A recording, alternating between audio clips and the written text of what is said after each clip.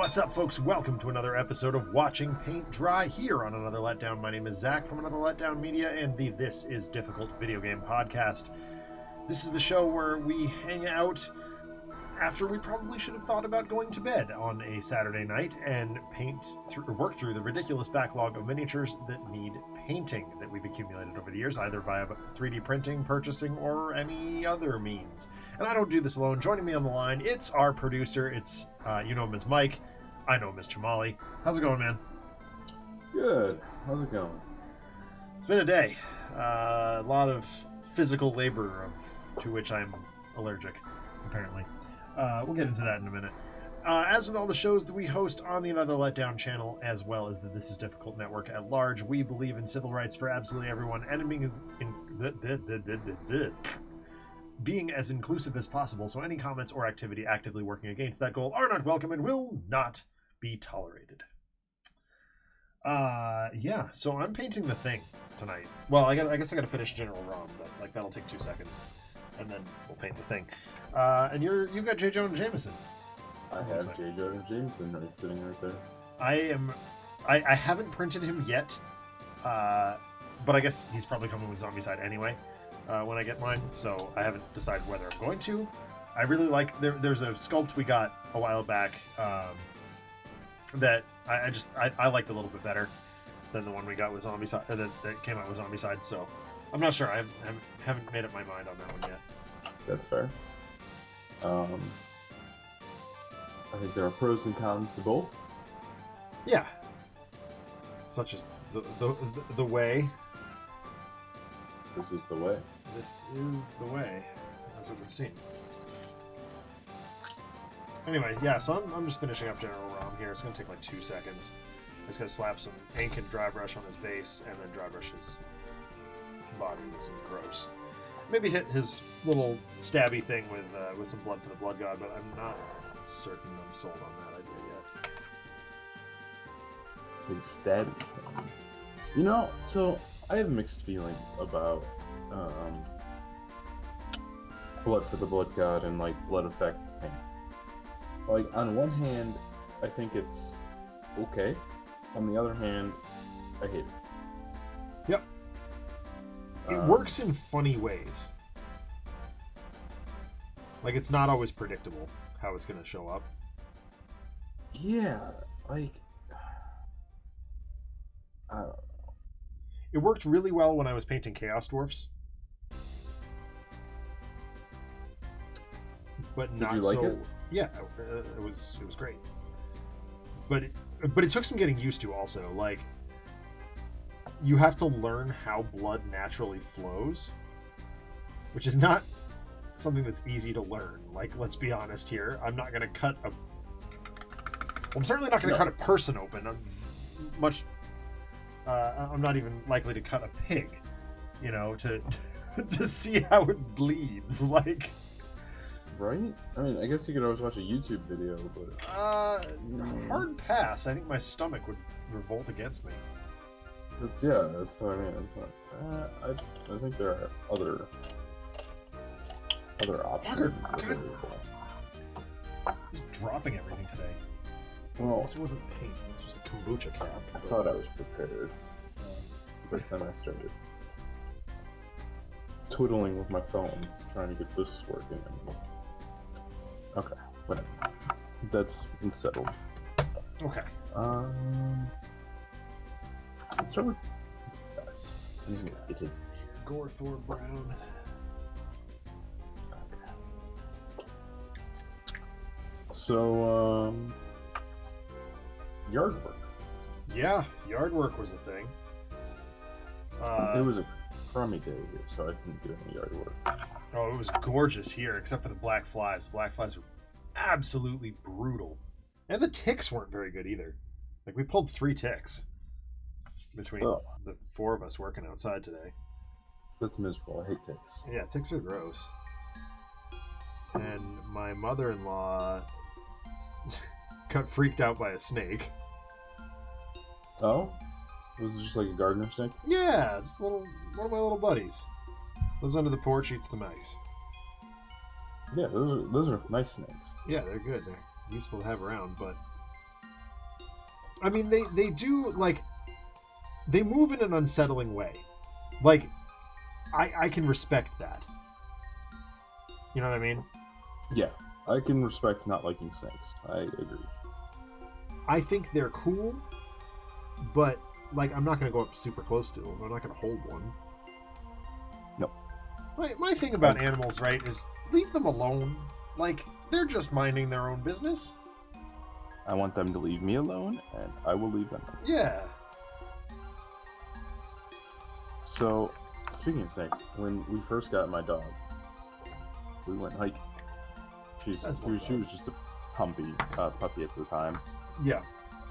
So we didn't know better. She didn't know better. And we kind of went a little off the trail, but whatever. One does that sometimes. Yeah, we got to a dead end, and I'm just standing there, and it's like, I guess turn around. And my dog's like has her head like on top of something. I'm like, what are you doing? And I look down, and like within like 6 inches of my foot, there's a little snake balled up, and she has her mouth on top of this snake. Oh God! I was like, what?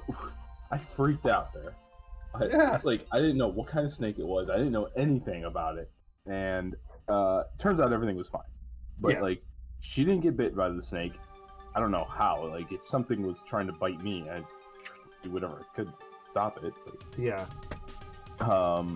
And I didn't get bit by the snake, and yeah. But yeah, it was just like, it was a baby snake too. So. Huh.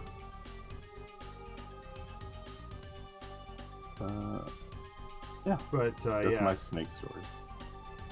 So for Mother's Day, I got my wife 2 raised bed gardens. Oh.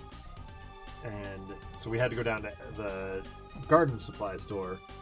Well, initially we were going to go to Home Depot because we found them on the website, and we're like, oh yeah, we like these ones. Okay, we're going to buy these. Well, Home Depot was sold out. That's a bummer. Yep. And of course, I'm upset now because I promised my wife raised bed gardens. And I looked on the GPS. I'm like, oh, there's an actual, like, proper garden center just down the road, like 2 miles. They had plenty. So I got So we got all the way there. But I look at the raised beds. I'm like, these are not going to fit in my car. Oh no. If it had not been for my father-in-law being here with his larger than mine car, I would have had to go all the way down to my parents' house. My parents are on vacation right now, so I was just like, I called my dad. I'm like, Dad, can I steal the truck? Like, so anyway, we got the raised beds back up here, and that was all well and good. And then I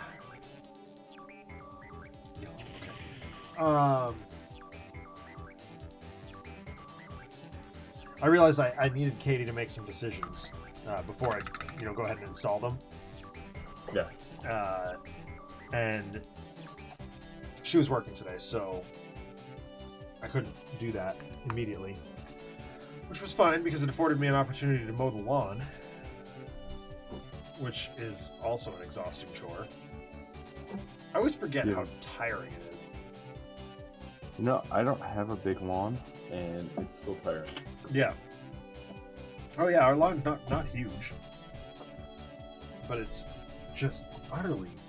It takes so much out of you. Like. Yeah. For sure. I will get there, RPD. Hold on. One crisis at a time. So then my sister-in-law showed up, and I was like, oh, okay. Now there's 2/3 people watching the baby. Like, is this my opportunity to get the printers moved outside? Which turns out, yes. We got all the printers moved. Oh, jeez. That's fantastic. Mm-hmm. very happy to. Hopefully, I'll find time tomorrow to print. If not, later in the week. But they're ready. Yeah, you have a nice printing setup out there. Yeah, I'm really happy with it. Even my wife was like, "Wow, I actually really like your setup out there." My wife being the being rather vehemently opposed to me printing all the time. Yeah. I don't know how your wife handles it, but She doesn't like it. Because I don't like to sit and wait. yeah, So I'm constantly checking. So yeah, I'm constantly running to the printer, and I'm like, okay, let's see where it is now. yeah. I do the same thing. I'm horrible that way. And my wife is like, do you really need to check on it? I'm like, No, but I guess yes. not. Once I see that it's good, like, Yeah, but I mean, it could fail at any time. Like, it's true. and now that mine's out in the shed, it's like, okay, if it God's forbid, if it does fail, it's really not the end of the world. Like, I can just clean it up and move on with my life. Yeah. But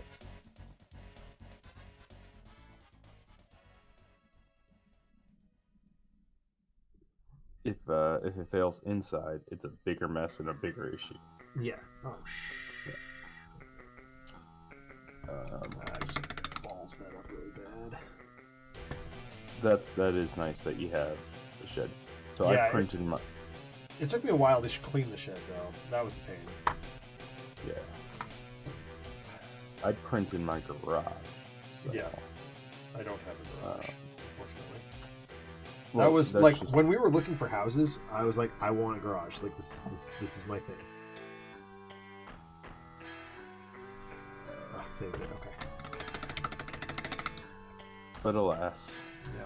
mm, But then, as I was moving the printers out of my office, I was like, "Man, it's really hot in here, and I have to paint at 10. Like, I may need to do something." So I was like, "Ah, dang it! Now I gotta install the air conditioner and stuff too."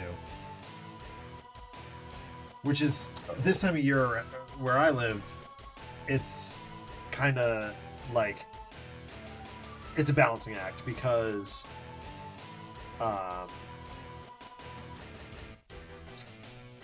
It's like this Thursday, it's supposed to be down in the 30s again. oh, that is rough. Yeah. Yeah, see, I like the heat. So I'm fine with, like, if it's too hot, I'm fine with that. I would rather be too hot than too cold. That's fair. I get the whole motto where people are like, oh, you can always add more clothes, but you can't take things off. I mean, like, Oh I'd no, rather be that's sitting yeah, I get that too. But like, it's what's the thing for me more than that is it's humid where I am, so you just end up sweating. Like my Yes. my sister-in-law was like, "Oh, we're just sweating for no reason now. Great." I'm like, "Yeah, that's actually really accurate." Yeah,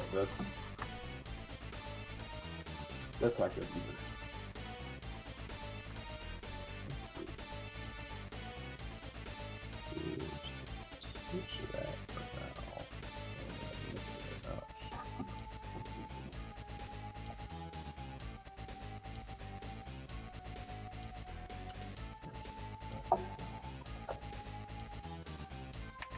All right, now we're painting the thing. I got General Rom kind of where I want him. And then we are doing first appearance thing. And this isn't the. I haven't watched an RPD yet. It's like normally I try to find time to do that like when I'm at school. And unfortunately I just didn't have time this week. State testing started. So I was strapped. But it is on my list. I cannot wait to watch that movie or watch that video. Come on, give me a high resolution. Just to clarify, this is not based off of the movie The Thing with No, I'm doing Ben Grimm of the Fantastic Four.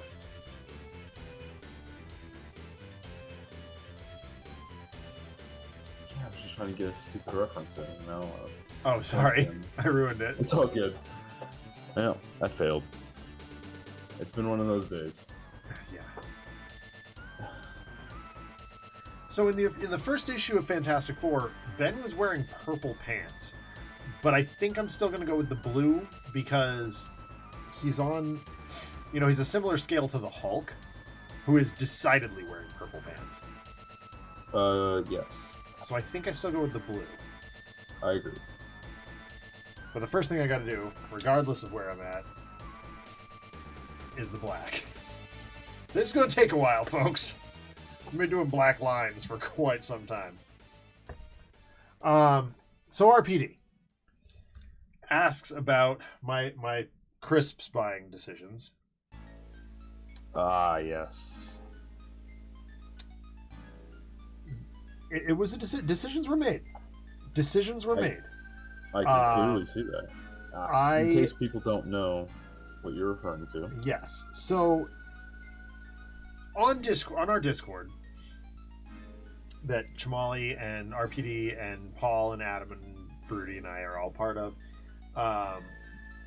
we have, years ago at this point, we determined the top tier list for sandwiches. And because we're not, because we're incredibly weird, we structured it like monarchy. So we have the Prince of Sandwich, the King of Sandwich, the Queen of Sandwich, all that stuff. And in our world, the King of Sandwich is the Cubano. It's delicious. Go eat one. And we have a rule on said Discord that if anybody ever eats a Cubano, they must post a picture of us must post a picture of it, so that we can all pay our respects. And within the last week or so, Lay's has once again resurrected their sandwich line.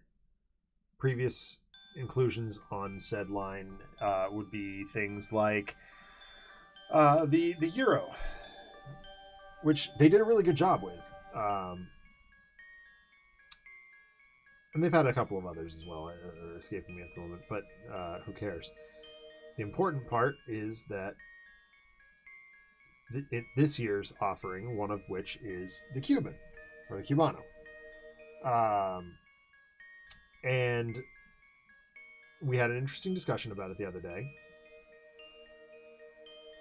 Concluding with, well, do you want to give your conclusion to what you said? I can't remember verbatim, but basically, I think the Cuban sandwich is more than just the flavor of the Cuban. The reason it is a great sandwich is due to the texture. You get the crunchiness of the pickle. You get the stiffness of the pressed bread. Mm-hmm. And the nice and, well, it depends on the type of Cuban also. Yeah, absolutely. But you can either get pulled pork or something like that, meat on the inside. Yep. But there's a couple of different variants of it. Yeah. The point is, it's more than just the flavor, in which the chip is trying to capture the flavor. Well, now, it's worth noting, Lay's did their homework. They made it a wavy lay, so it has the sort of pressed texture, sort of, and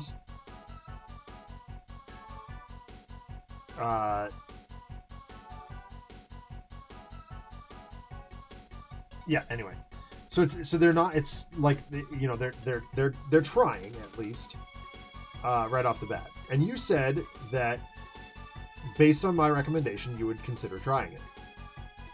True. And If you recommended it, I would. Yeah. So it comes down to this. Do I recommend this chip or not? And the answer is, I recommend it once. It's worth trying. I don't think I'll ever buy it again. I don't know if I'd consider that a recommendation then. No, it is a recommendation. It's good. And the flavor is correct. Some of the texture is correct. I mean, Lay's obviously already had a dill pickle chip. So they were, they're starting. That's oddly enough, that was their baseline. Of course. And I was like, that's what my fear was. I was going to ask about that. I was going to say that my guess is that this chip is more pickly than a normal Cuban probably is. Yes, I would say yes. More pickly than a normal Cuban is, but it certainly a lot less pickly than it easily could have been. They really did nail the flavor. If anything, it's a little like it doesn't hit quite as hard as it should. Like it's weak. I found that if I eat like 3 or 4 of them at a time, the flavor comes through very strong and I'm quite satisfied. But on a chip by chip basis, it's like, whatever. I guess this kind of tastes like a Cuban. That's fair. So I'm not gonna say it's that my feeling is, don't try this chip. I do recommend it. It's pretty good. But like there are other chips in the aisle that I want to try also, And I don't get chips all that often. Okay, so based on your recommendation, I will say this. I will not actively seek out these chips. Mm-hmm. But if I am in the supermarket store and I happen to walk by them, I will consider purchasing them based on that recommendation. And I think that's a very fair interpretation. I would say that's a perfect reaction. And that's kind of how I was approaching it too. Like I was like, well, this is a cool novelty. If I happen to find one, yeah, I'll give it a try. But it's not going to break my heart if I don't try it. Because at the end of the day, I'd just rather have a Cuban. And we that going into it, Speaking the other... of Cuban, go on. Oh, go on.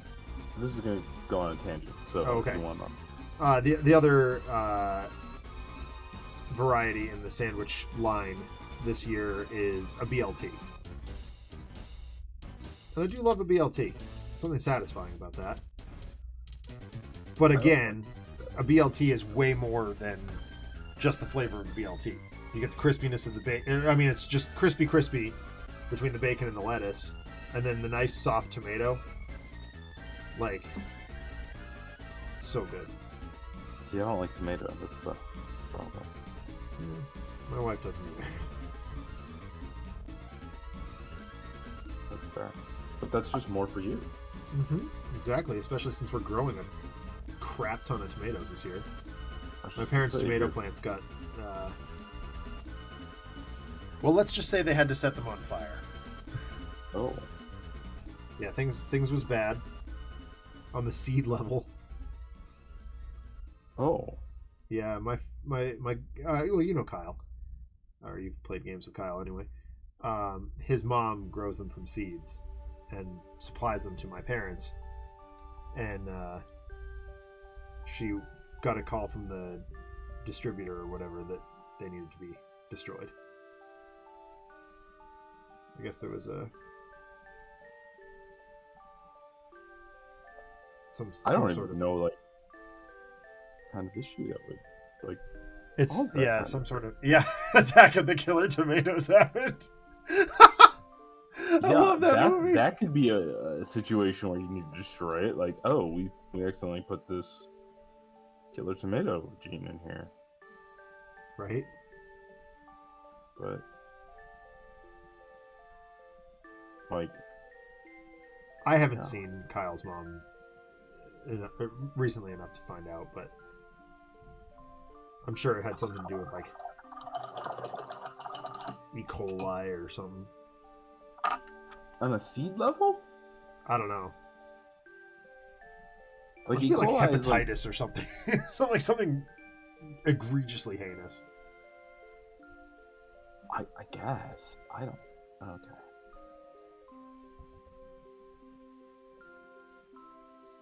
That's crazy though. Where was I gonna go? Oh yes, Cubans. So, my sister-in-law likes Cubans also. Mm-hmm. She was very adamant on that the Cuban at her local restaurant was the best Cuban ever. Like, we went out when she was here in town, and we had like 2 or 3 different Cubans in our area, and there's a couple that I actually really like here. And I thought it was like to the point where they're pretty top-notch Cubans, because I think Cubans also vary widely. Oh, definitely. I've never been truly disappointed by one, but like, yeah. There are some that are way better than others. I have definitely been disappointed by one. I mean, I expect to be at some point. It's but kind of under the territory, right? But so I go to her place, and I order the Cuban, and I just order it flat because that's how I expect. Like, I don't want to like get a special Cuban. right. No, I don't think that's. it's a baseline shootout test. Yeah. So I was disappointed. Oh boy. And it's only because of the expectations were so high. This was the best Cuban in the world. And then she's like, no, you have to order it with the extra pickle. I'm like, well, that's right there. That's failing. Yeah, that means you're not doing it right. But even with the extra pickle, it's just basic, like. I mean, how much can a pickle actually do? Well, a lot, because this Cuban is just basic, like lunch meat ham, lunch meat pork type of thing. Like, it's not very, like, I mean, it's probably higher quality, and it wasn't a bad Cuban. Like, the mustard was good, and everything was good on it. It's just, it was very basic Cuban. Huh. That's it. There's nothing wrong with it. But there was nothing outstanding about it either. Sure. That's where I got disappointed. Yeah, understandably.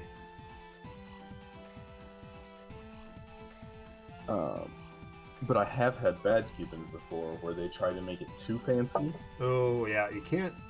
That's one of those things. Sandwiches, like almost across the board, like you can have a fancy sandwich, that's fine.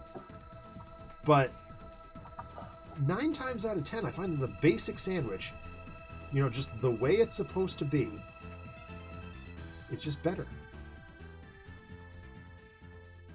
Don't try to mess with perfection. I agree. Welcome to the Art of the Sandwich with Zach and Mike. However, my Cuban I like with like shredded pulled pork. Yeah. That's where I like my Cuban. That's the local place near my parents. Does it that way. I love it that way. Shredded pulled pork and maybe some ham off the bone. Mm-hmm. That's about it. And then you have your pickle and mustard. Yep. Dill pickle. Gotta be. Except no substitutes. And it's gotta be a cold dill pickle. Like, it can't be a Vlasic garbage. No. It has to. So everything has to be heated first, and then the pickle has to be put on right at the end, right before the press. Exactly.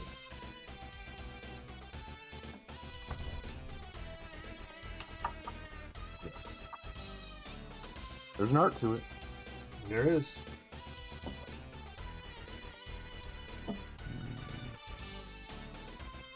So I kind of cheated on these. I was painting the skin of someone else, so I painted all their skin ahead of time. Yeah, that's fair. RPD has renamed the show Watching Sandwiches Dry. Well, I mean, the sandwich is my favorite food group. It's the best. You know, I've genuinely eaten a sandwich every day since kindergarten. That's impressive. I have not. I know I have not. Unless I'm like forced to not. I don't like leftovers. I'm not a huge fan of leftovers either.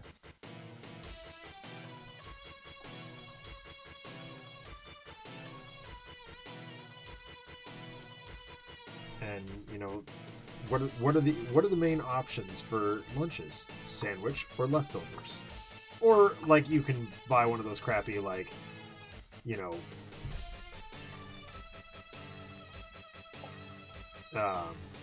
what you call it? Lunchables. Yeah, like an adult Lunchable situation. But you know, those are gross and they're bad for you. Depends. There are some decent, like if you just get like cheese and crackers. Yeah, it's fine. The bad part is the overly processed meat and all the salt that they add into it. And it's not like peanut butter and jelly is good for you. If you think about how much sugar is in jelly and peanut butter, for that matter.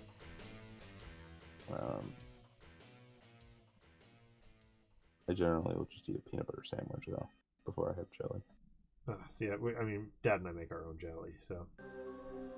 Yes, your jelly is fantastic. Oh, that's right. You got some. Yes. Top notch. I had the raspberry jelly. Yes, that was one of our best. Josh got the jackpot. He got the strawberry rhubarb. Oh my god. That sounds delicious. I love strawberry rhubarb. Yeah. The color is unreal in that jelly. It's just the pinkest of reds. Like it is, which sounds absurd, but it is. I mean, just so unbelievably pretty. We almost missed our window to make it last year.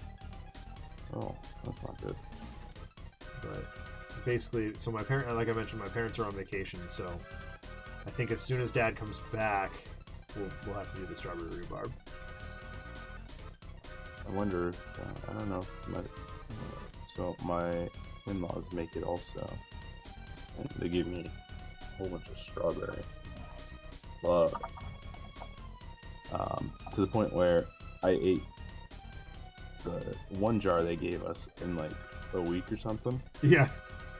And I didn't have it, and then we go down for Christmas, and so she's like, I'm like going through their freezer. I'm like, oh, you still have some left over? She's like, yeah, we don't eat it. You can take them. And so I got 2 extra jars, and I was like, score. This is the best Christmas present I've gotten. Yeah. And that's genuinely like that's how it started for us. We were like, oh, we could just make these as Christmas presents, and then we were like, now wait a minute. If we just kept a bunch of these for ourselves, we could just not buy jelly anymore, ever.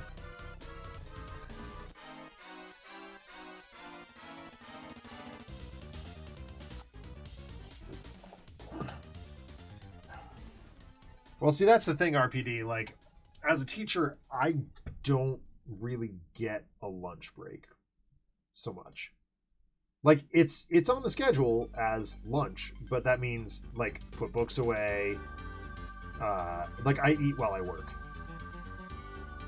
Prep time. I am fortunate enough that I have built into my schedule basically an entire day's worth of quote-unquote library hours where I'm just shelving books and stuff. But even that's not enough to get it done. I don't know if teacher will tell you.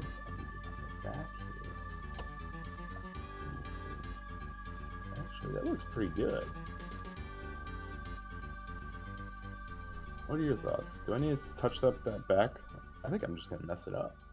No, I think you leave that. Score. It's one of those rare moments where you're just like, nope, that's it. That's game. Don't touch it. Yeah. The problem is that's going to look fantastic, and like all the rest of the pages are not. Yeah. I can't use black because I was gonna use black. But this is definitely gonna change. Oh, that's what I should use for pants. Damn it.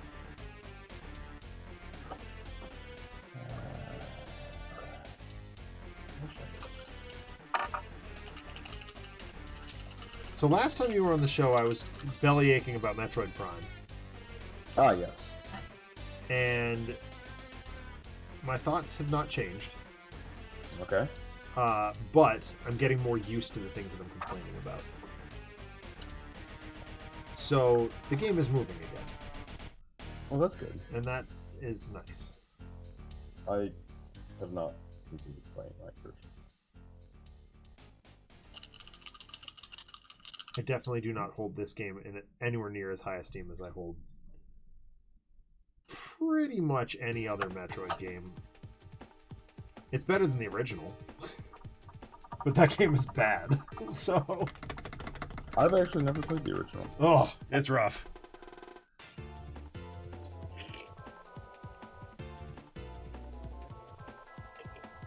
Oh man, actually, I think this is funny. Why? Wow, I'm an idiot. I just spent a bunch of time agonizing over a reference image. I've literally got the thing on a Daredevil issue in front of my face. Oh wow! I guess that's as good a time as any to trigger the learning and growing GIF.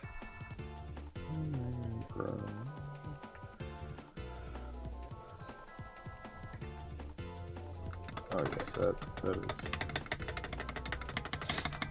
working out perfect. I just need to touch it up with some white. Oh, RPD, it's worth noting because I know you haven't really been tuning in for the video game stuff that I've been doing.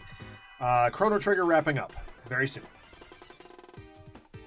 We'll be doing the Mass Effect 3 playthrough. Mass Effect 3 is next. Yep. So, have I ever told you my Mass Effect 3 story? Maybe, but I can't remember it, so. Mass Effect 1. I played through that game, I don't know, 4 or 5 times. A lot. I think I went through it with almost every class. Even though the classes really don't change. It doesn't make any difference, yeah. No. Not one bit. Mass Effect 2. I was like, okay, well. Largely considered the best in the series, by the way. Yep. I am one of those people. But I didn't. I was in college, like freshman in college when the first one came out. No, I'm kidding myself. But or maybe that's when I got the game. I can't remember. Regardless, that's when I played the game. The second one came out a few years later. Didn't have as much free time. I only beat it maybe 2 or 3 times. Yeah. Great game. The third one came out, and this was right before PAX of 2014, I want to say. Yep. It came out the November before. And that sticks into my head because I never finished that until the weekend before that PAX. Never went back either. Yeah. This is my first time coming back. I'm just like,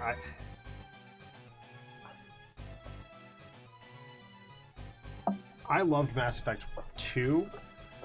That was my introduction to the series. I played it like twice before I even played 1.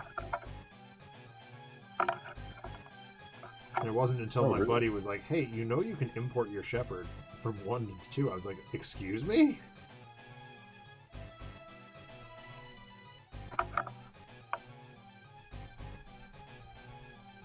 Yeah.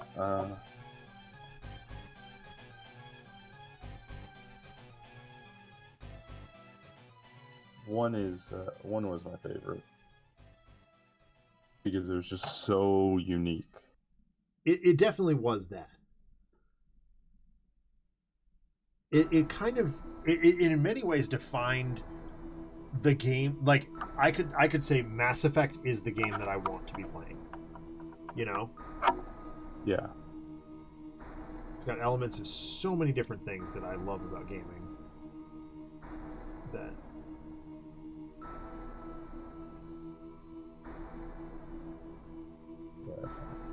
but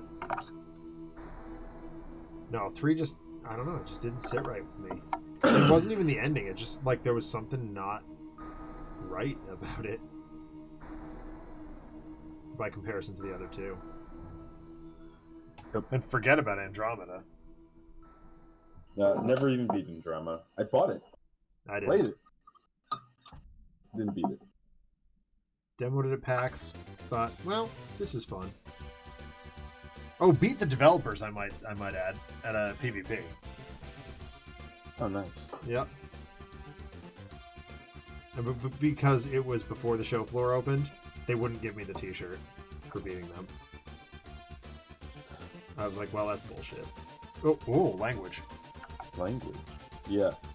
I would be kind of annoyed by that too.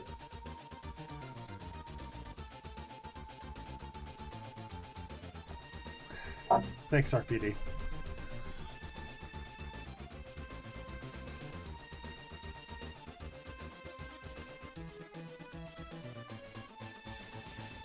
JJJ has a peppered hair, right? Yeah. Okay, good. Because that's what I was doing, and then I was like, wait a second, hold on.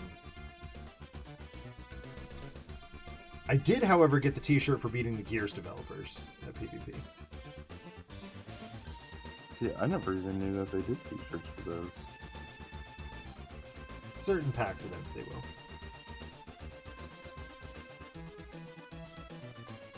That would have been Gears 4, I think. Yeah, it would have had to be. And I'll be the first to admit, I did very little on that team. And I'm not sure Alex contributed a whole lot either. Mostly the randos we were playing with, but... Oh, I see.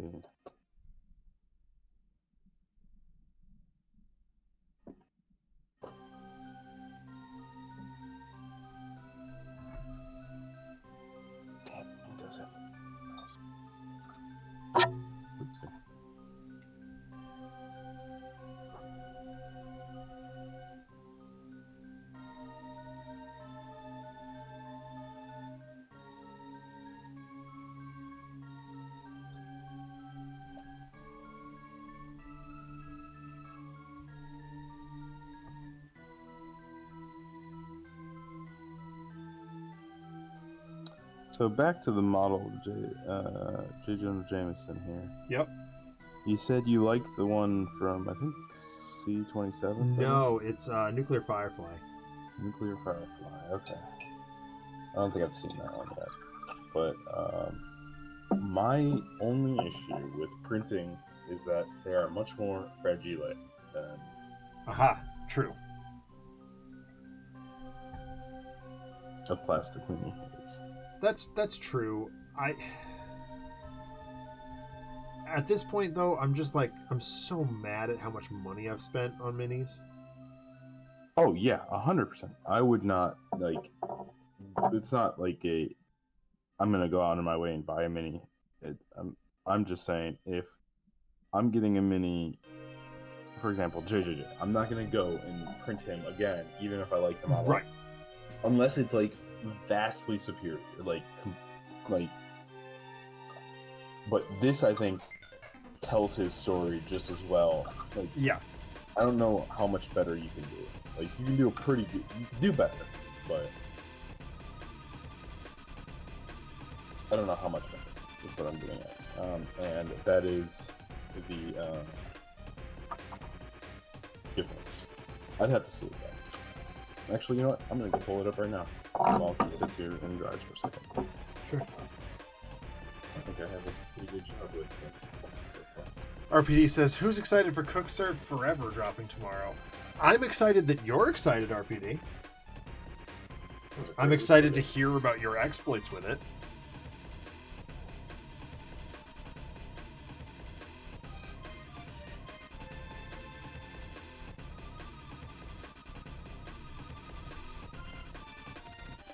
Oh, I don't think so.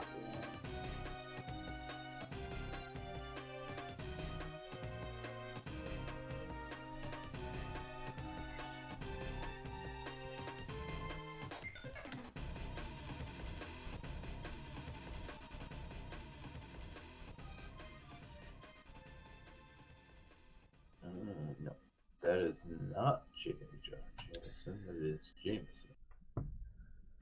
He's a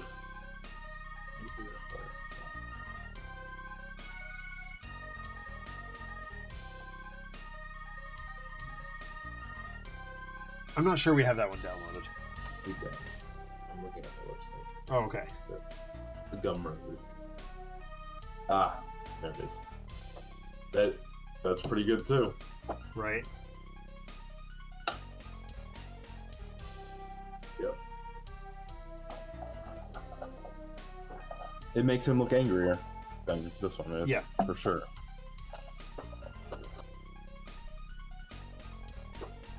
So C27 has oh, actually, no, never mind. C27 has changed the way that they are doing voting now. Oh. So now instead of doing just, hey, post these characters all month, they've actually done a formal poll system. Is that good or bad? Well, I think it's good at a surface level, but I think it's going to yield a lot of characters we don't care about. That's fair. But it's only for 5 of the minis per month.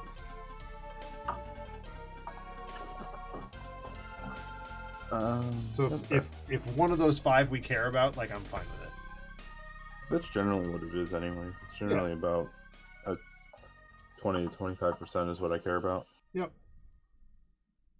But that's also mainly because I have a lot coming in a few months. Yeah. With this Marvel Zombicide. And Yeah. the only ones that I really truly care about are the ones that I don't have coming that way. Yeah, and unfortunately, I'm at the point now where, like, yes, I've got zombies coming, but because I'm printing all these MCP scale, because I'm just too far in it at this point to stop, I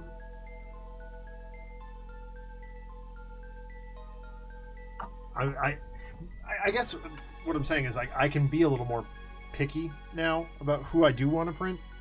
Yes. And so, like, I want to print... Like, I'm going to print Misty and Colleen, for sure. I'm going to print Elektra.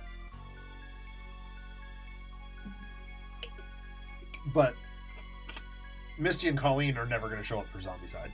Like... Unless they do a second Kickstarter, which is possible? Yeah. But I'm not going to hold my breath. Right. Because I don't know where you could go. I think they because of licensing issues, I think they're just like, let's go all in, like do everything that we possibly can. Yeah. Because I'm assuming that's why they did as much as they did during that one. Is licensing issues. Yeah.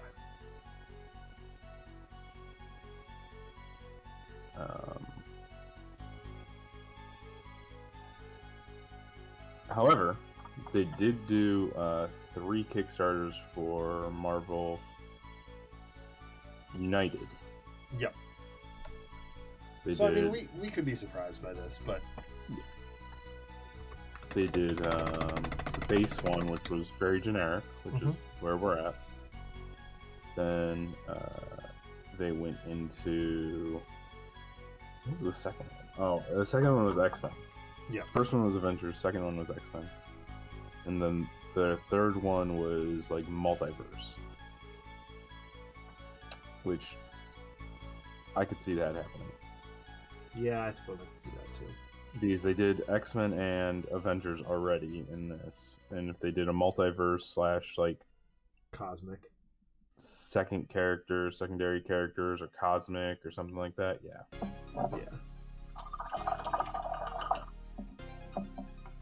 I guess, but we do have Galactus also. That's already done. Galactus and Silver Surfer are really the only two cosmics that they've done. Ah.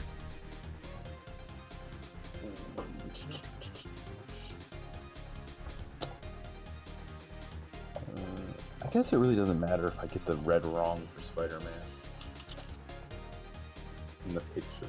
Oh.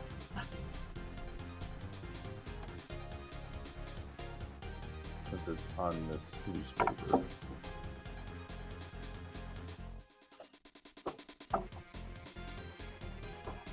That's good.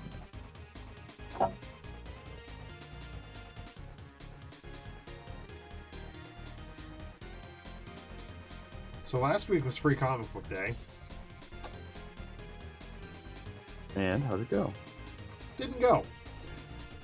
You didn't go? I didn't go. Wow. Okay. So it was beautiful, beautiful, beautiful weather. And so, like, I had every intention of driving down to Rochester and going to Free Comic Book Day, seeing all my friends and stuff. And then I looked at my windscreen at some point during the drive, and I was like, you know what? No, I'm not wasting a day like this. So I went and had lunch with my niece, and went to drop off some stuff with one of my friends who I would have seen at Free Comic Book Day, but she was at home. And then I went to my brother's for a while. Well, that sounds like a fantastic day anyway. It was a good day. Yeah, I can't really complain about that. No, it was awesome. And then the next, it was so nice that I came home with my Katie. Like, we should do something outside tomorrow. And she goes, yeah, let's go to the beach. So we ended up back on the seacoast the next day. And Kara got her first experience with waves, which she was thrilled with. That sounds awesome. I think I sent you the picture. I don't think so. It's in the that one part of Discord that only you and Adam and Ness and Paul and I can see. Yes, the private channel. Yeah. I messed it up. I knew I'd do that. Okay. RPD says it's been a while since I led someone down the path that someone might consider unnatural. I feel like I'm losing my edge. Uh-oh. I don't know what unnatural is. I'm not sure where he's going with that one.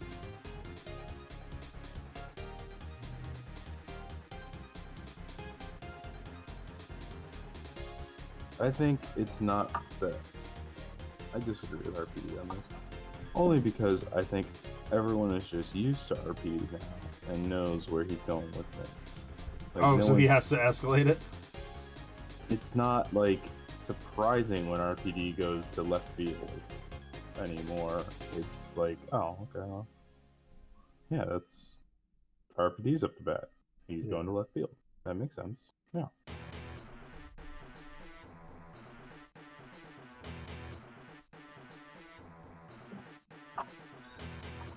And I think that's more of it. Gotcha.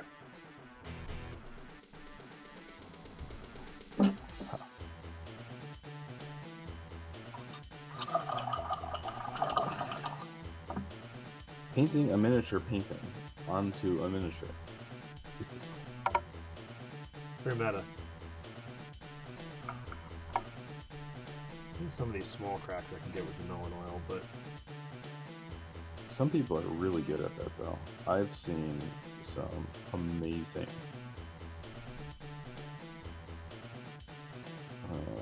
miniature, like, landscapes and things done on miniatures. Yeah, me too. Like, it's unreal. Know. Like, how to even start with that? Like, you see it a lot in 40K on Titans and things. So on Titans, I'd expect it a little more. I saw it on generic Space Marines on their shoulder pads. Oh my god. Mm-hmm. Like, Adam and I talk about this all the time. Like, who has that kind of time? Like, it seems so foolish to me. I mean, if that's what you want to do with your time, go for it. I don't like. I'm not here to judge what you do with your time. Like, I am doing this for my time because I enjoy this with my time. Yeah. I enjoy painting. I enjoy hanging out with you guys. I enjoy all that. Yeah.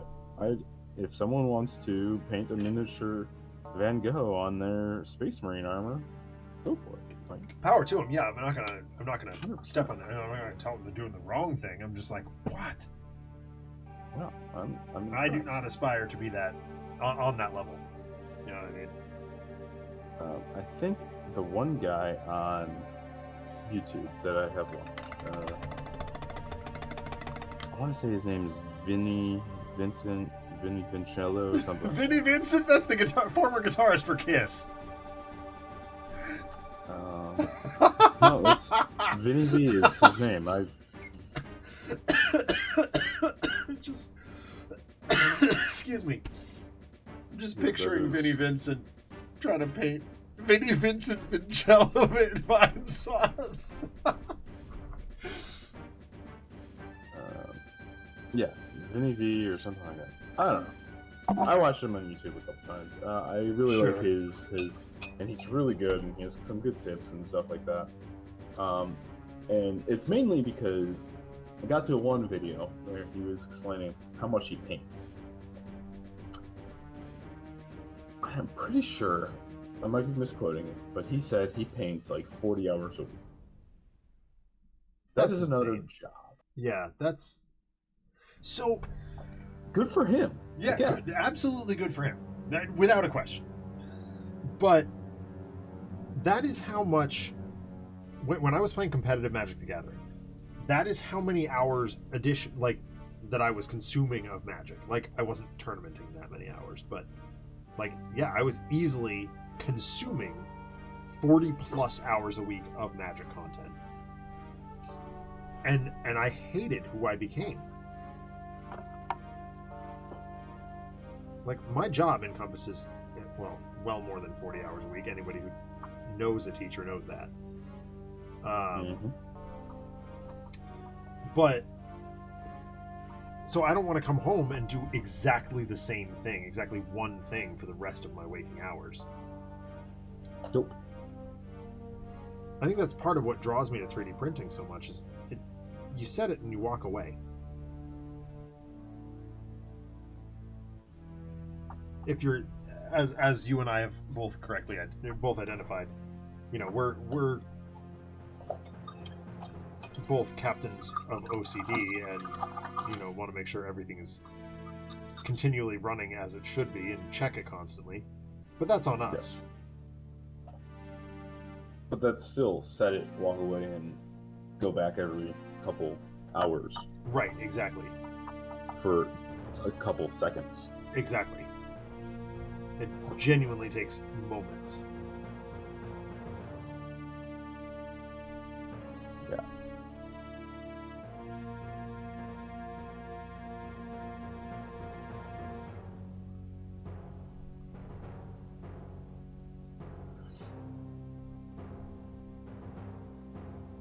And even video games just don't hold my attention the way they used to. I think that's part of why I fell apart on Elden Ring is I love that game. It's amazing. But I don't have the attention span. I can't sit there for multitudes of hours and grind Elden Ring. I agree. If the story is not captivating to me, or I have not heard the story before, I can't get into the story. Right. Elden Ring's story wasn't blunt enough, and I didn't care enough about it that I'm just like, okay, whatever. Yeah. However, for Midnight Suns, I mean, obviously, I like Marvel.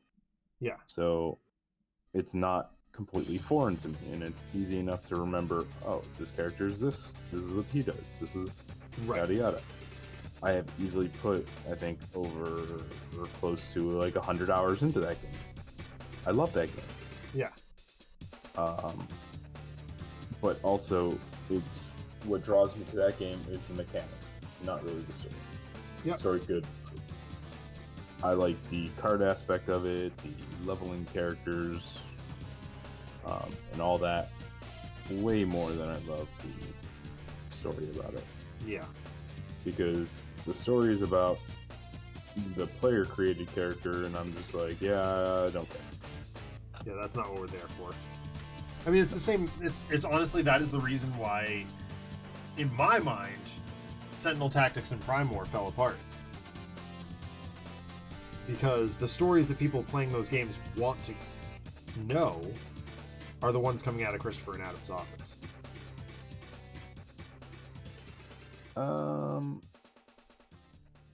Yeah, I would disagree slightly on that, and the only reason I would disagree with that is because I don't think Sentinel sells for that reason.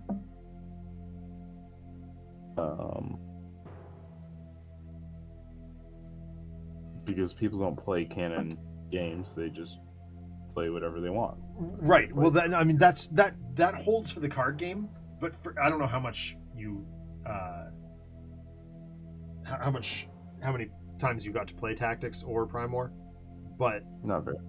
Yeah, that's very much the story coming out of those games is very much like we're telling the canon story here. It's much more overt.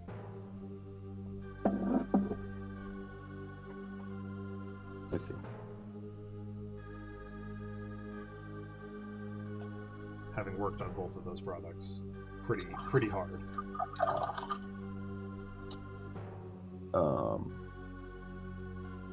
Like I even when we were working on Prime War, I flew down to St. Louis to work on it briefly. My issue with Prime War is that it was having an identity crisis mechanically. Yep. It didn't know what it wanted to be. It wanted to be multiple things, and that was my issue with it. And it couldn't land either of those Any of them. particularly perfect. Yep. Like Sentinels, the card game, knows what it wants to do. It wants to be a co-op card game. Like there's no competitive mechanics in it. There's no trying to be a competition game, and that's where I think both of those fail more so. Yeah. Is that they both tried to be other things. And people go to Sentinels because they're like, oh, this is a co-op game. I like this company because they do co-op stuff, and that's what I like. Yeah. And then you bring in these competitive aspects, and they're like, this is not what I wanted. Right. That's where my opinion of... No, I'm right there with you. Absolutely, 100%.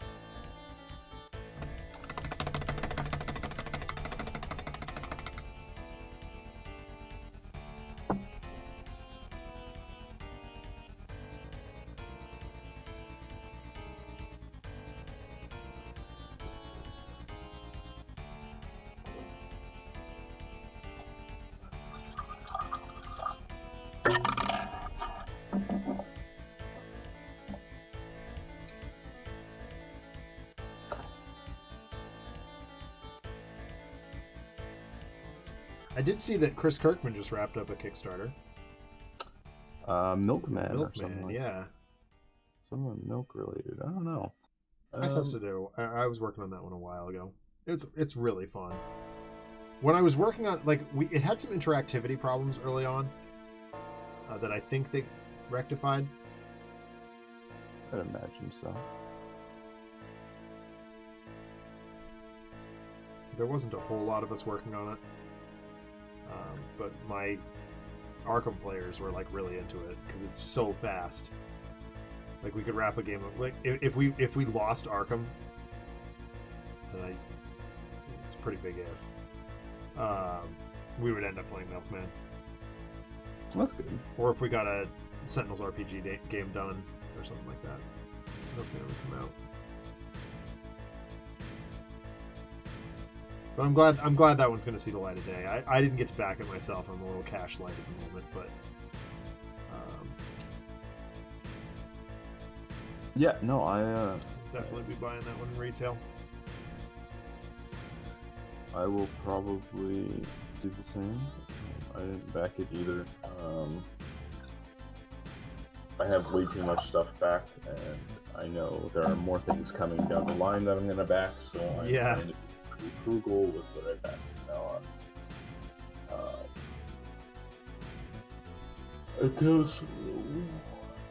Until some of this stuff starts coming in. Resolves, yeah. Yeah. I think I got Red Dragon in. Battle for Greyport, more specifically. Yet another one of those instances where great game, but enough of people in my group have it that I don't need to. So I backed Battle for Greyport. And we can play that. Although, who am I kidding? I don't think I've ever busted my copy. No, I have. I always see Red Dragon in, but I've never played it. Oh, it's great. It's hilarious. I've heard Drinking, gambling, and bar fighting. What could be better?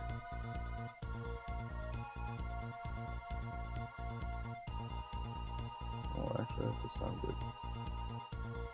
We used to demo it at local bars.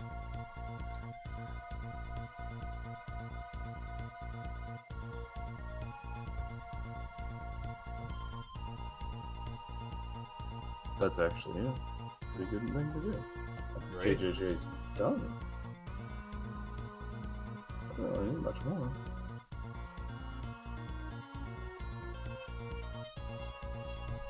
Cool. That one kicks the butt. I'm still painting black lines. You're gonna be at black lines for a while. I'm also doing a little faster on these since they're just bystanders. They're bystanders, yeah. I have a really good idea for MJ.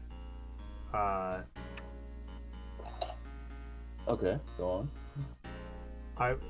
So she has that iconic J. Scott Campbell, like the human body doesn't actually move this or doesn't actually bend this way art, but her outfit from that art is like classic. Okay. And I want to try and freehand that shirt. Let me see what you're referring to. The one with the spider in the heart. Spider logo in the heart. Oh, yes. What is Black Line? I did not hit her. I did not. It's bullshit.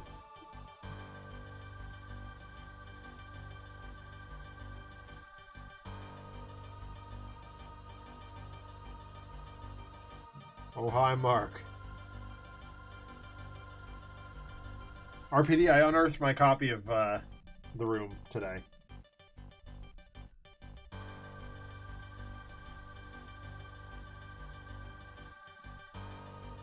With the autographed postcard inside.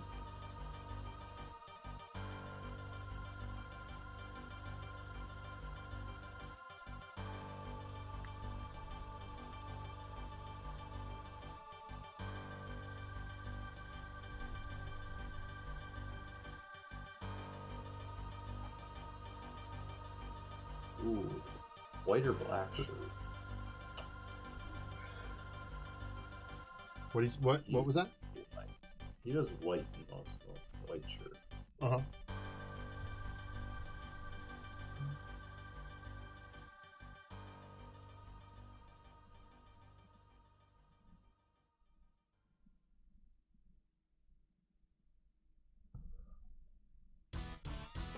Oh.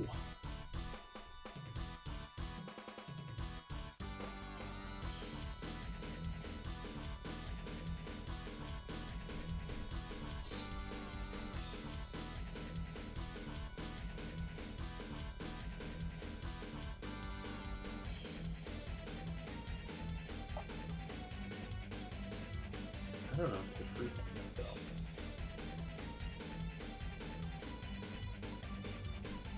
That might be tough. Mainly because of all the little black lines. And they're really, really good.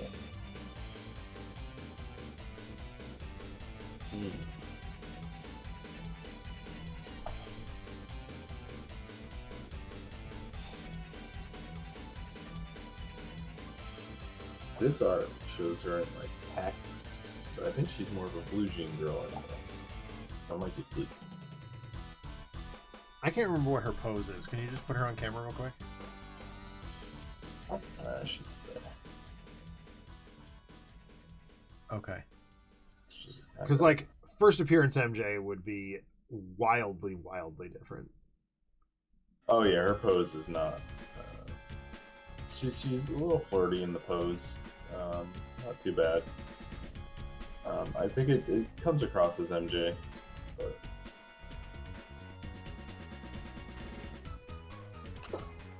I would love someone to do a first appearance MJ. what is first appearance? She's wearing a dress, like a silvery dress.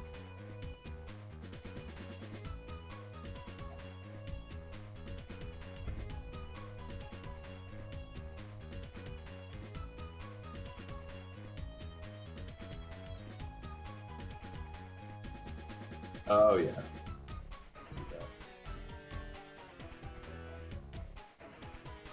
I'd love to see her like. I'd love to see someone do that pose or do that that costume, but with like a modern, like make it actually look like a human. That's just her cover though. Like in the book itself is actually the pose that they have. Oh, right there, really? Yeah. Oh, dang. Okay. She's wearing a black shirt, a black tank top, which I think this might be a t-shirt. Yeah, it looks like a t-shirt. No, it's a tank top. Oh, is it? Yep. I'm still looking at it a little closer. In khakis, and that's basically it. Okay. And she has this almost exact pose. Okay, good to know. Because she has like her jacket over her other arm, which she has in this pose. So like this is someone did their homework then. Just not a first cover. Yeah.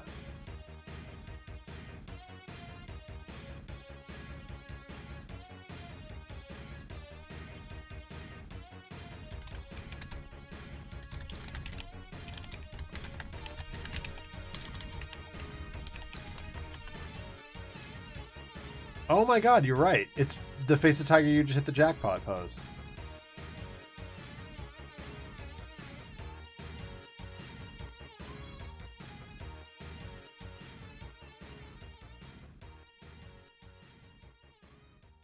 And it looks like those are blue jeans, Chamali.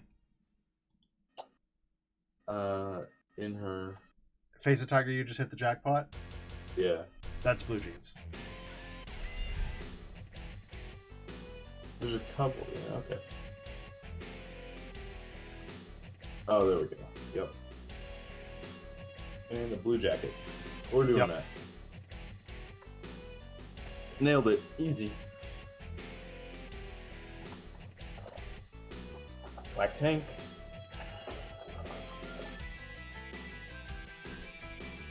I I just missed her entire arm when I was her other arm. So I'm gonna have to do that first.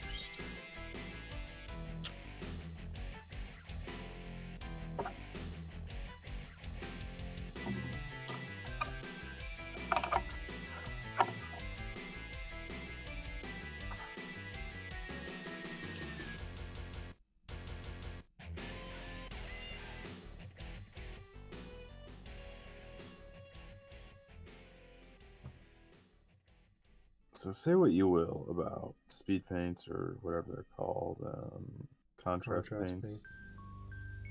I have learned how to use them a lot better. And their skin tones, I love their skin tones. Because skin is one of those weird things that doesn't have a straight color. And you just have to, and I could never get it to look right. And this actually comes out in a way that I'm happy with. Nice. And that's all I care about, is as long as I'm happy with it. It's taken me a lot of practice to get skin right.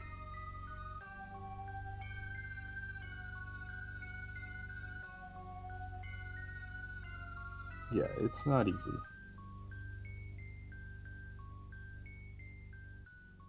Oh, I forgot JJ's eyeballs. Oh well, I'll go back to them.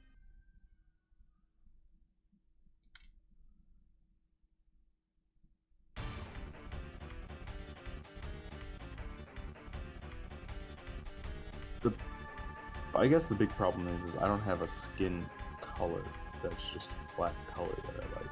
Ah, Bugman's Glow. I don't have that. Yeah.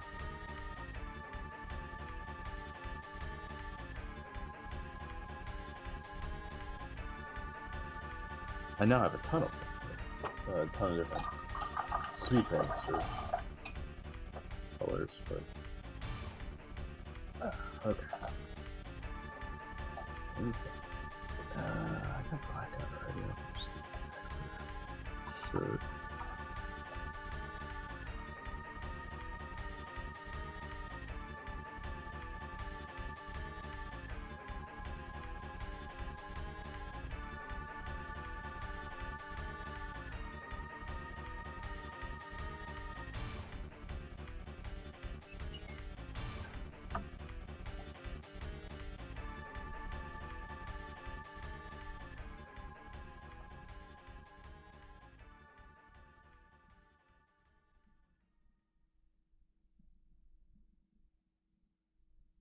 So I mentioned I've been playing the Diablo beta this weekend.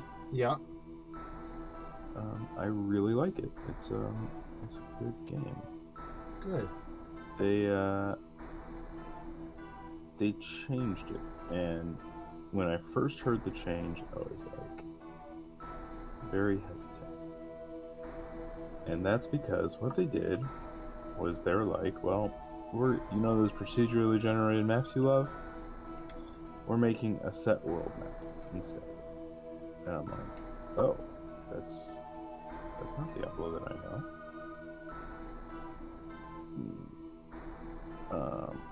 But the set world map comes with a bunch of dungeons inside of it that are all procedurally generated. Oh, that's cool.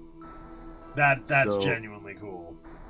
It's like, let's bring up Breath of the Wild, since that's on my mind. The shrines. Sorry, RPD. If all of those shrines were actual temples. Yep. That is what Diablo did. That's okay. I really like that.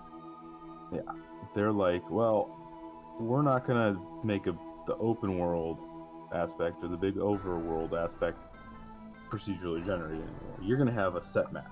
But we're gonna make all these little shrines or temples or dungeons everywhere where if you go into it, you can get this really cool bonus, which you actually do get a super cool bonus out of it. And I'll go into that in a second. But those will all be procedurally generated, and they'll all have their own little mini bosses and stuff like that. And that was really cool when I found that out. That's really, really neat. Like, what an innovative way to solve that problem. On top of that, the other problem that you generally get with Diablo is the grind, right? Yep. You're like, man, I don't want to have to grind for all these legendaries, yada, yada, yada. So what they did was, each of those dungeons comes with it a legendary aspect that you unlock.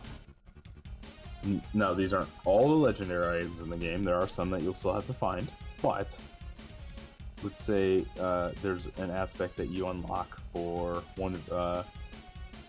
so the dungeons are always the same. So, like, let's just say Dungeon 10 is a barbarian dungeon, but you're not playing a barbarian.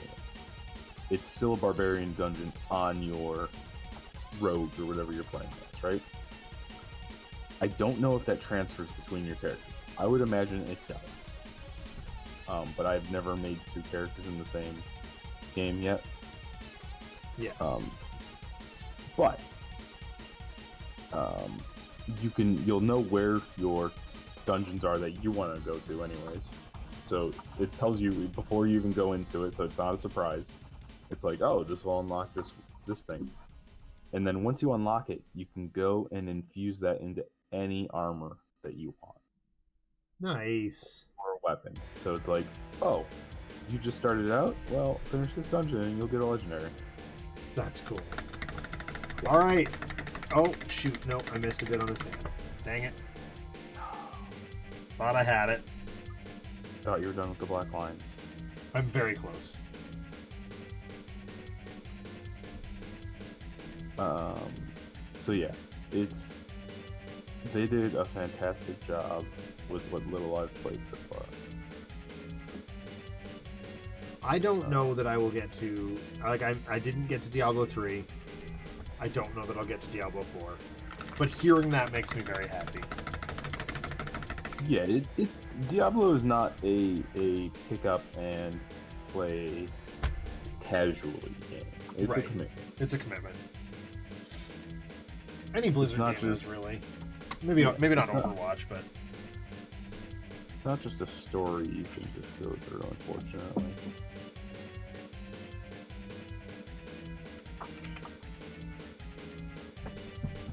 But, I mean, that's the more kind of playstyle I am anyways. I'm more of a, like, pick it up and do whatever. Yeah. I don't commit to games as much, but I don't dread if I don't play them all the way through or whatever. Right. I much more like the roguelites and the more casual games than the story-heavy games nowadays. As we said at the beginning.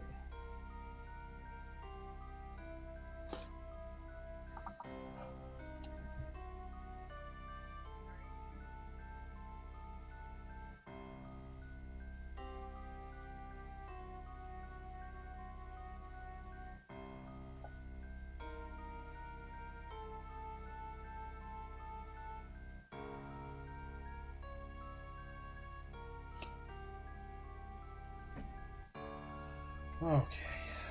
Well, let's do something a little less Black lining? Black lining. I'm gonna do his blue pants.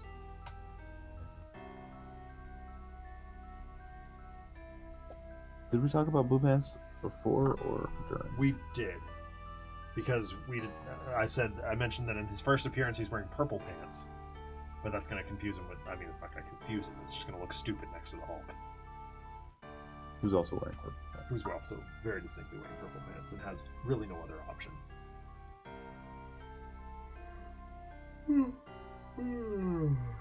Question is, what color blue? I think...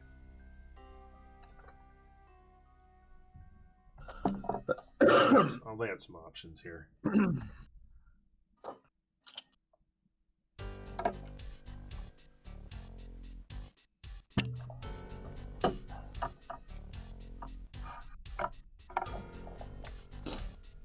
So there's my options for blues.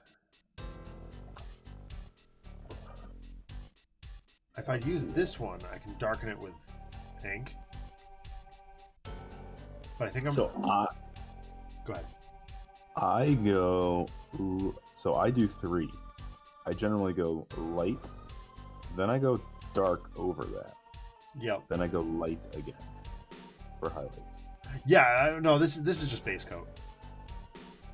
Yeah, I generally go light base coat. Okay.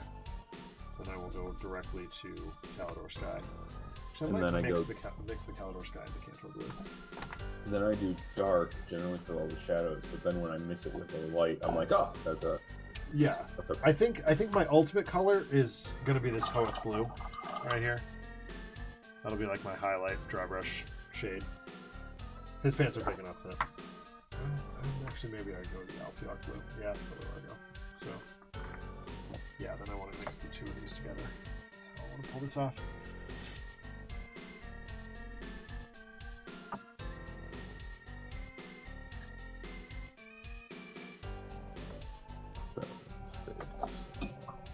Fix that.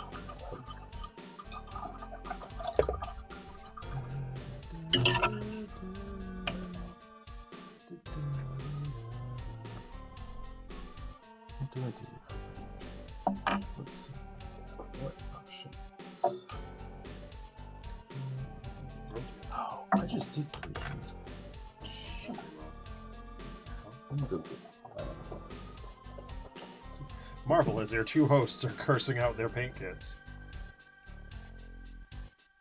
Or muttering at them at any rate.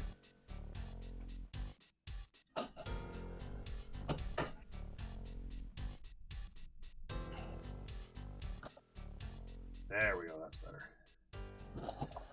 So, my 7th graders formally asked myself... Bless you. Sorry.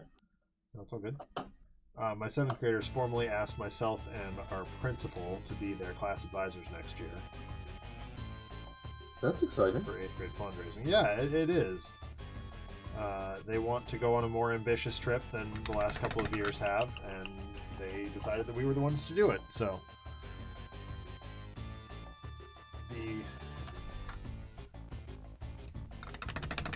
They want to go to Hershey Park. Oh, that's exciting. Yeah. I did it with one of their older siblings a few years back, and they were like, well, can we do it again? And I was like, I don't see why not, as long as you're actually willing to put in the work. And they were like, yeah. So we had our first meeting yesterday about that, trying to figure out what we're going to... I mean, we're going to start fundraising this as early as this summer, which is a lot more ambitious than this year's group. Yeah, where do they want to go? East Jesus Nowhere. Perfect. And I say that because their behavior was atrocious. I got asked to go on the field trip, not actually participate in the fundraising. I was like, hell no. What are you talking about?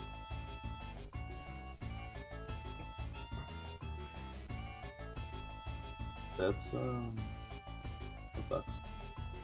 Yeah, it really does. Because there's several kids in that class who are really, really capable and talented. I was just gonna say that, like, it's always a shame because the class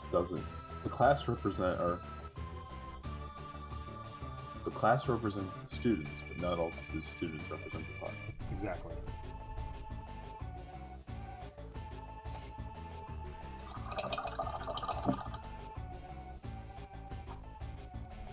But yeah, we're pretty stoked, and they were super nice about it when they asked too. Like, that helps.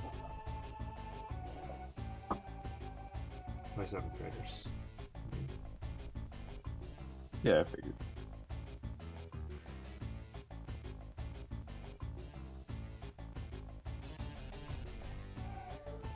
It also helps that, you know, when we can put together our GoFundMe page and whatever, we can say, you know, they've made a 2-year commitment to do this massive research project on roller coasters, to be able to capstone it with a trip to an actual coaster park. It'd be kind of perfect.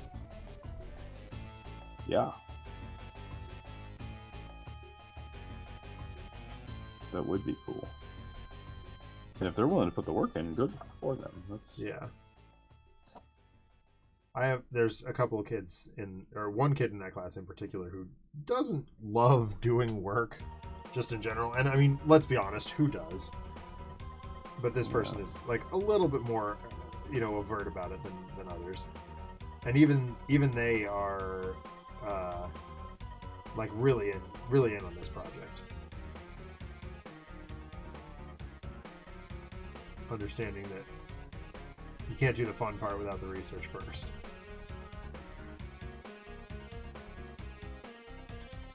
Exactly.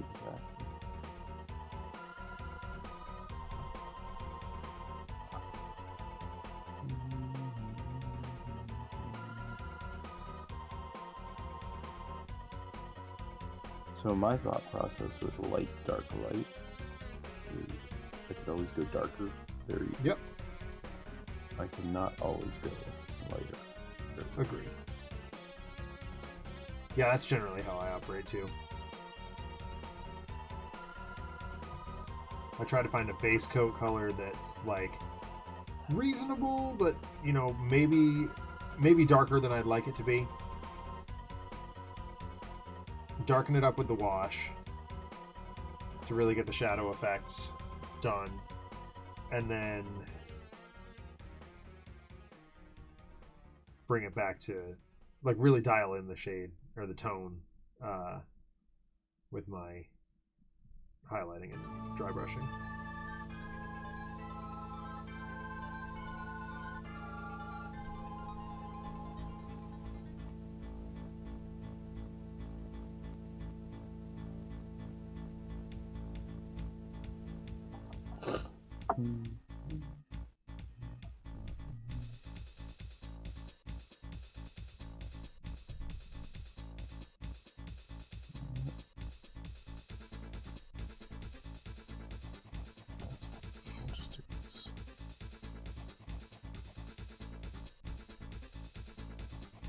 My daughter puked everywhere yesterday. Oh, that's not good. She sick? No, she ate too much. Oh, well, that's fine.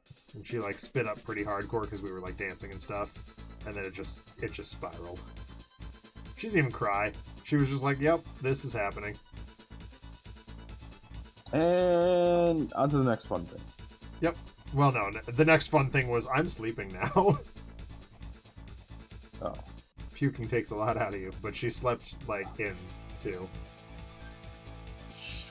So give us an extra hour of sleep in the morning. That's good. Yeah. She's been up at 5:30 lately. Oh, that's really early. Well, it's aside from being really early, it's also like wildly inconvenient because now neither one of us can get ready for work efficiently.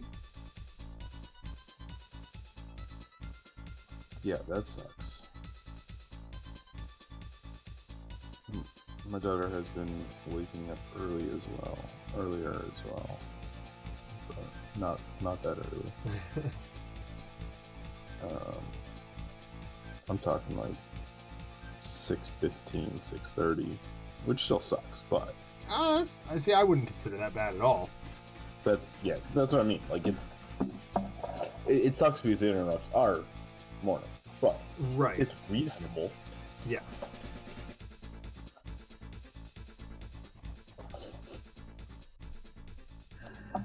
Blue pants. Check. I got blue pants too. Blue pants.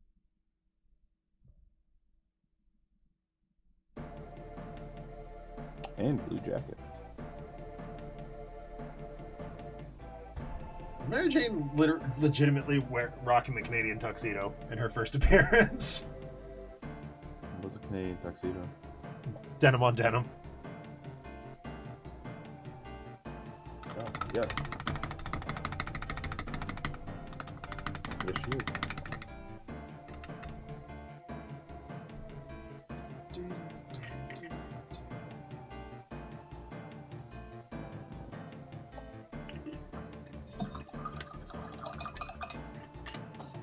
So I don't really want to start doing the orange rock right now because I like the only orange base coat I have is this Jokero orange, which I need to mix with some brown to get the right tone. And with only like 20-ish minutes left on the stream, I don't want to it's gonna be I can tell you right now, it's gonna be a mix of Jokero orange and Steel Legion Drab. It's gonna be these two together. But I don't want to mix that up right now because I'm gonna have to redo it next time. Yes. So I think I'm just gonna move on to his base. I respect that decision. I am just hoping that her pants dry in time for me to do a wash.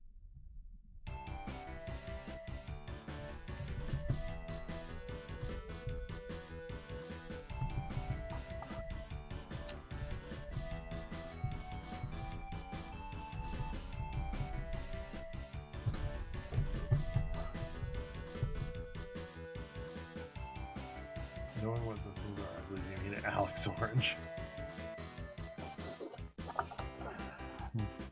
Where's my Sharpie, RPD?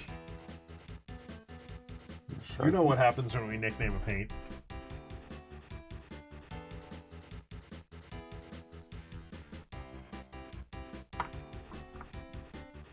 Oh, it seems to have worn off, but we have the Hammer of Dawnstone over here. Oh, nice.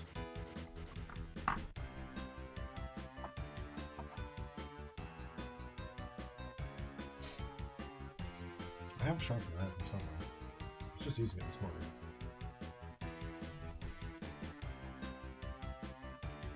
Whatever. Do it later. Oh.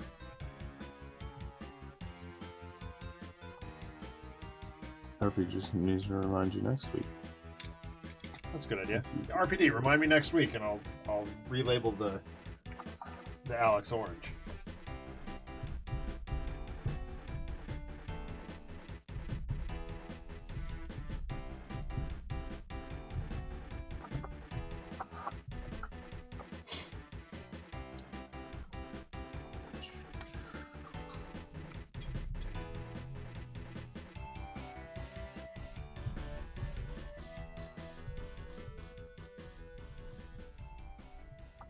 Okay. Ooh, this is gonna be fun. You know, it's gonna be fun on a bun. I often look at my miniature. Kombucha time. Cheers.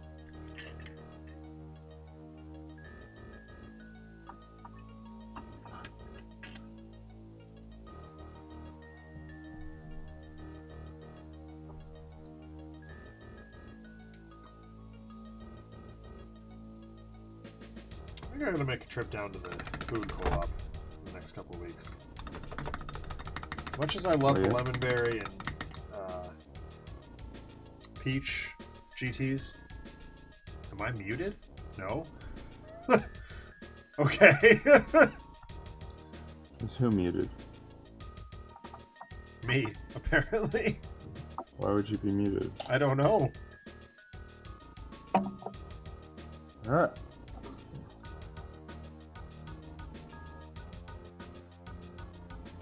As much as I love the Peach and Lemonberry GTs varieties, I do miss the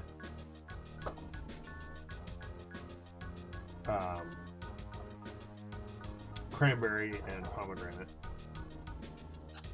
I thought the cranberry was an Aldi exclusive. Nope.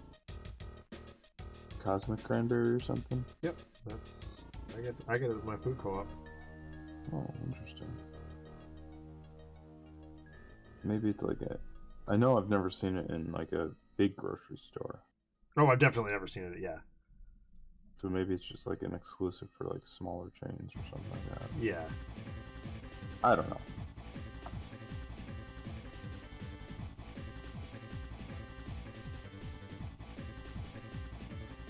But I do like the cranberry. That's what I do now. I like Trilogy a lot also. Trilogy's fantastic. That's the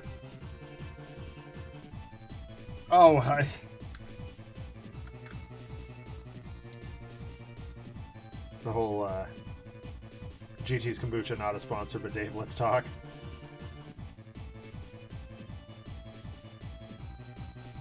Dave still hasn't run out of time yet. I haven't gotten the kit to make my own. So.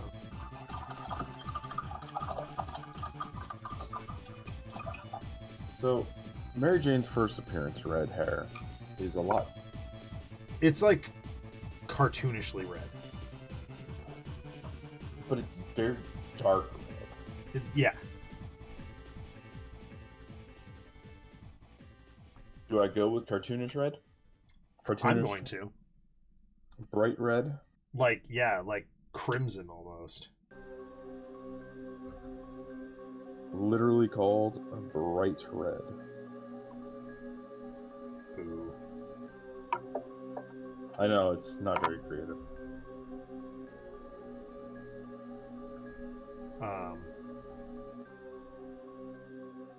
But it is a very bright red. Yeah. I don't know if you're familiar with the YouTube conglomerate Mythical Entertainment at all. Well, you know Mythical Kitchen. You've seen that certainly. I don't know brand names very much. Right. So you're gonna have to give me shows maybe or something. But anyways, I will often. go on. So the ones that I post are like fancy fast food. Those ones make me laugh. Anyway, they have a writer called Emily, who I believe she's naturally blonde, but she's been a redhead for so long that I've forgotten. Her latest dye job is like Mary Jane first appearance red. Oh wow. Yeah, it's cartoonish. People like that sometimes. Yeah, no, I'm not saying it looks bad. I'm just like, oh. Like when she first showed up on camera with that haircut, I was like, oh wow, okay, we're going full Mary Jane here. Yeah, it's not natural red. Right. But I mean, I think Mary Jane's color is that way is because they didn't really have very many. It was a palette limitation, yeah. Yeah, colors to choose from. Which is odd, though, because Jimmy Olsen must predate Mary Jane, right? If not predate, then around the same era. RPD, can you do some digging for us?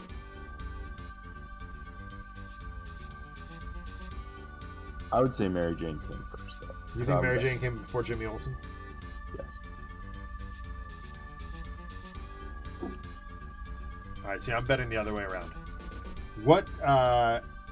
Who came first, Mary Jane Watson or Jimmy Olsen? I think Superman was first. Oh, definitely. I mean, yeah, by a long shot. By a long shot, yes. But I don't know if Jimmy. Almost 20 years. Isn't it?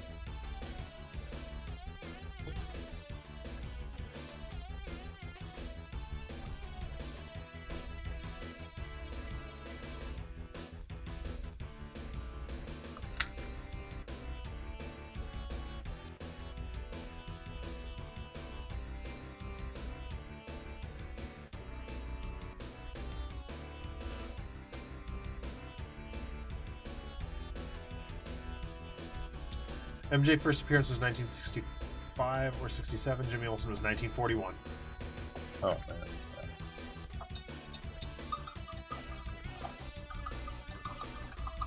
Yeah, that had to have been really, really Superman.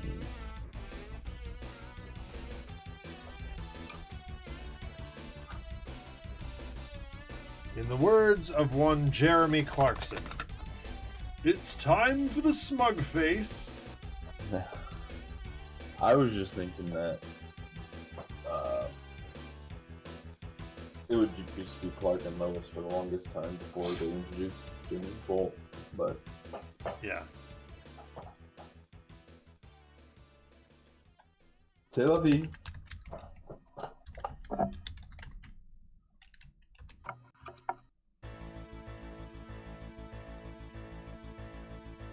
Did you watch Clarkson's Farm too?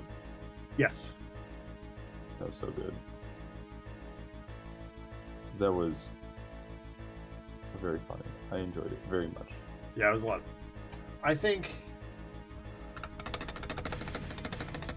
I could have done without the whole, like, subplot about the council.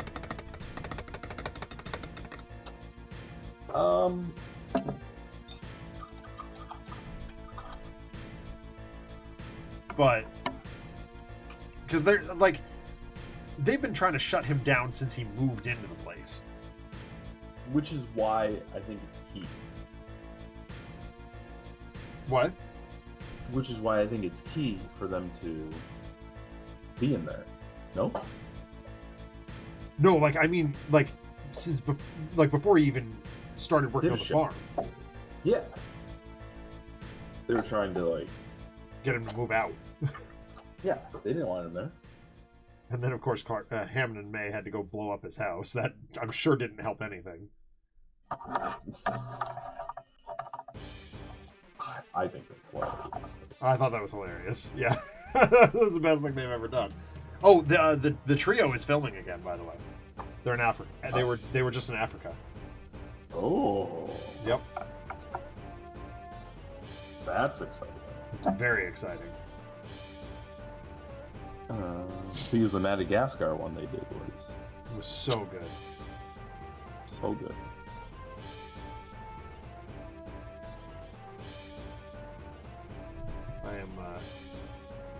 I could use some fresh Grand Tour. Although Scandi Flick was really good too. Scandi Flick is, I think, my favorite. Yeah. I feel so bad for May getting injured. That's partially why I think it's my favorite. I love May. Yeah, it sucks, but like. But it makes it for really, really good, like, story. Yeah, and they didn't stop. They didn't, like. It's not like they just, like. Yeah, no, they were like, no, he's gonna get better. You guys carry on. We'll be fine. Yeah, he didn't die. This sucks. And the fact that James May crashed out of everyone. Oh my god, that's gold. That makes it so much better. Captain Slow. Or I guess for legal reasons they have to call him Mr. Slowly now.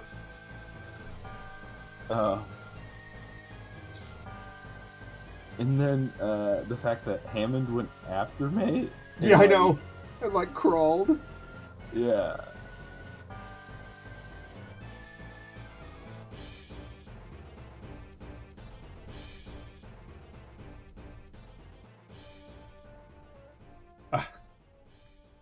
That was a good show. Yeah, it was excellent. What? I was thinking about it the other day because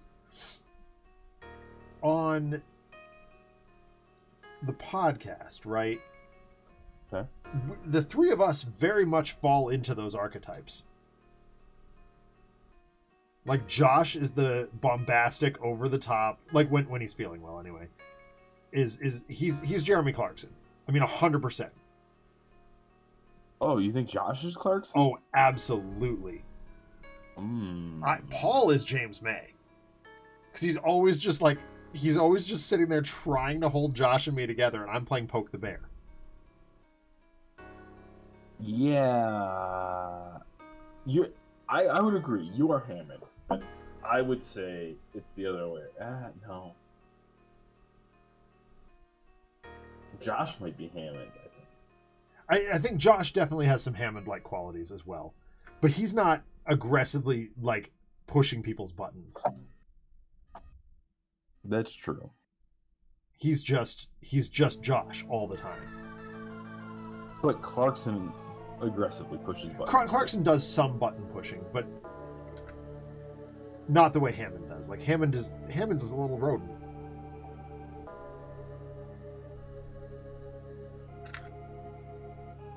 Josh also isn't as accident prone as I am.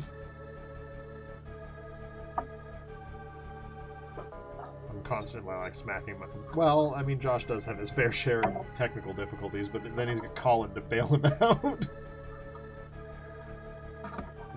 Which is James Mayish. Yeah. Well, it's also Clarksonian, because Josh's solution to everything would be hit it with a hammer. To an extent. I could see that. But I was looking back on some of the conversations we've had, like when we were all trying to do like when Metroid Dread first dropped, and Paul and I were struggling with Shine Spark puzzles, and Josh had finished them 2 weeks ago and was just being smug about it. And I just like accidentally would solve one, and Paul would just sit there languishing.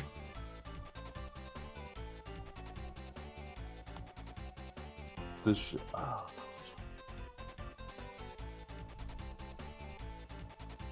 Dread was such a good game. It was fantastic. That might be my favorite game that's dropped on Switch so far. I cannot think of another one that I genuinely can't think of a better one. The Switch has had, a ton of re-releases and remasters and stuff, but those, I'm not counting those, I agree. They do not. I was thinking about what I'm going to play on the projector once I'm done with Prime. Like, I think I'm going to play Battle Network in handheld mode, because that's the way it's intended to be played. Yes. But I think in terms of projector game, I think it's got to be Mario Galaxy. Really? Yeah. Interesting. You gonna crack open 3D All-Stars again? Yep. I can't blame you. That's not It's a fantastic collection. I gotta finish 64. I can't get into 64. It drives me nuts. I recognize that it's a good game, but it's tedious. I agree 100%. I recognize what it did. I agree that it was a good game for the time, and I don't like it. Yeah. Those are my opinions. There you go. Hot takes with Zach and Shamali. Yeah.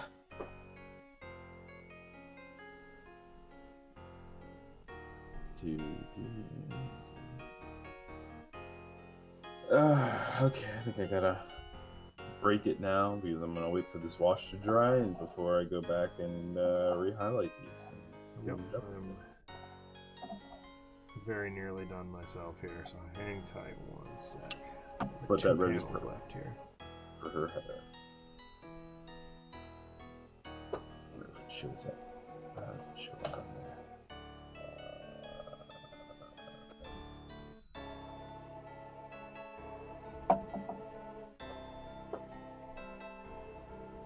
Oh, I guess I could do her base. What is she standing on? It looks like tile of some sort. That panel was I believe it was in Aunt May's kitchen. So tile would make sense there. Okay. I wonder what Aunt May's floor looks like. This is all beat up tile, so... Oh, is it? I'm gonna have to use grout? Like a gray? Or brown? I'm thinking gray is a first color. I think gray is your... Yeah. Gray is a grout, and then color the tile something different. Yeah. Do I go with like a... That's a question there.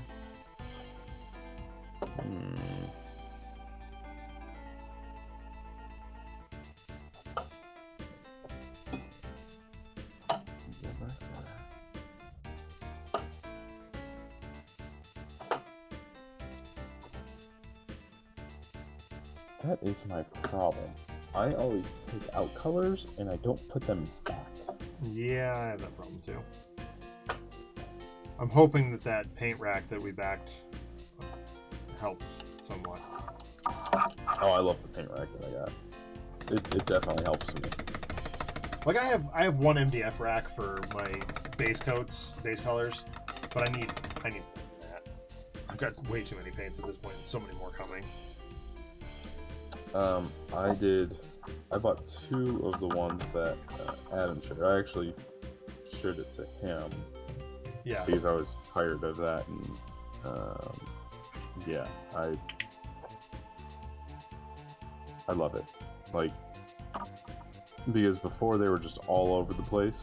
Yeah. And now they're at least they're organized, except for when I'm painting. No, mine are just everywhere. I happen to know where things are, but... Okay. A little dry brushing on ROM and we're done. Get out of here, Torch. Oh, I'm actually going to get to the comic book store this week. Oh, yeah? Yep. I got a haircut. Which is right around the corner from the store. Oh, nice.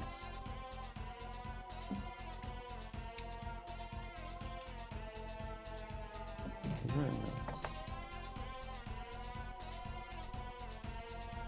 Do you not get haircuts often? Well, most of the time I get haircuts on my way to pick up my daughter. So I'm in a hurry. I can't make it to the store. Like, a trip to collectibles is a multi-hour process because Mike will talk at me at length, whether I want him to or not. Are you done there, or do you plan on going back in the summer? I'm not going back. Unless he can start paying me in actual dollars, I'm not going back. I love it there. It is, a second home to me. And I will continue to play games there for the rest of whatever, as I'm available. But, the work is it's killer. Yeah. All right, I'm declaring General ROM complete. There he is. I think I just need to go over this with I don't even need a full-on, because the grout dust would technically. Yeah, I think you got the grout pretty much exactly. I just need to get the color, color a couple of the stones a different color. Yep. And it would just be a bluish, that's what I'm thinking, bluish, that's why. Yeah, bluish linoleum. So what I'm going to do on the thing here, once I get moving in beyond base coats, we're going to do some sort of dirt underneath the crushed pavement. I'm also going to try and do some rusted metal kicking around in there. I think it's going to look pretty exciting, but got to walk before you can crawl, as Daniel Ocean would say. Anyway, thank you all so much. We're gonna call it there.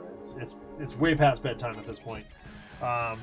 Thank you all for tuning in tonight, for watching Paint Dry. We will be back doing more of this next week. I'll keep working on the thing. Hopefully, I get the Orange Rock situation sorted, and I will definitely also be working on the Human Torch, because having 3 out of 4 Fantastic Four members would be pretty rad to have those complete.